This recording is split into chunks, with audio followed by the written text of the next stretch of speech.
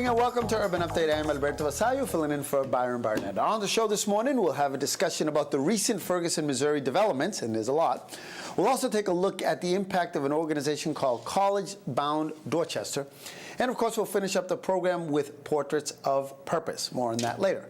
But up first, last week, President Obama took executive action on immigration and created a pathway for over 5 million undocumented to win work permits and live without fear of deportation. Here to discuss what other ramifications, both locally and nationally, this action could have is Patricia Montes. She is the executive director of Centro Presente. That is a nonprofit agency that has been, for many years, working closely with the immigrant community. And immigration attorney Carolyn Mikula, who has been active in many communities where this is a huge topic of very high importance. Welcome to Urban Update. Thank you, Alberto. So much. Good.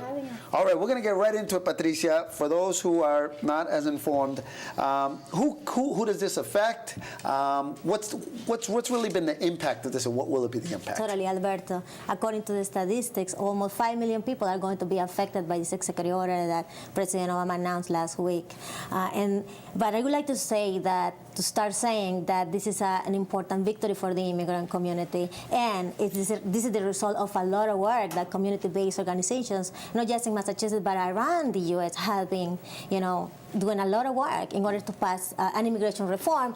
But we all know that U.S. Congress never had the political will to reform the U.S. immigration system, so President Obama had to act, and what he did was the right thing to do. Yeah. So we put up the information of who it affected. I want to kind of go back to that, and then some of the requirements as well. We put up, and I do want to go back to it.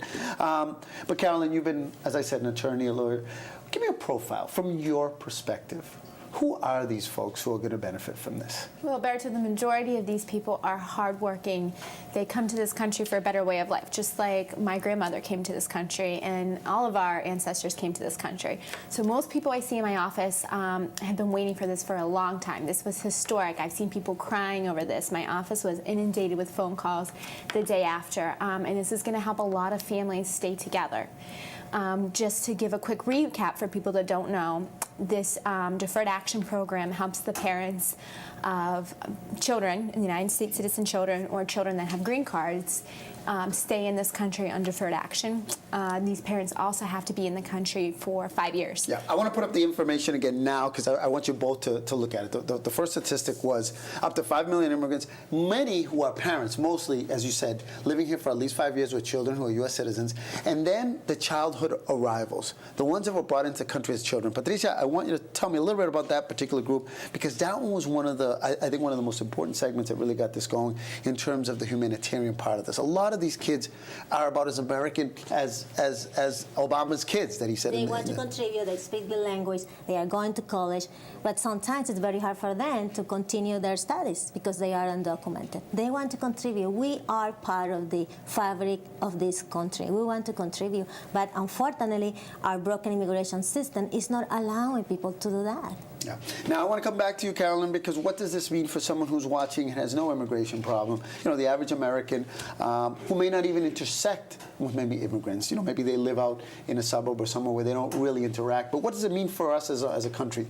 So for the average American citizen taxpayer, this is good news for our country's economy and deficit, according to the Congressional Budget Office that came out with a report this summer saying that this can help reduce our deficit by approximately $200 billion. And of course, they did that study this summer in anticipation that Congress would act.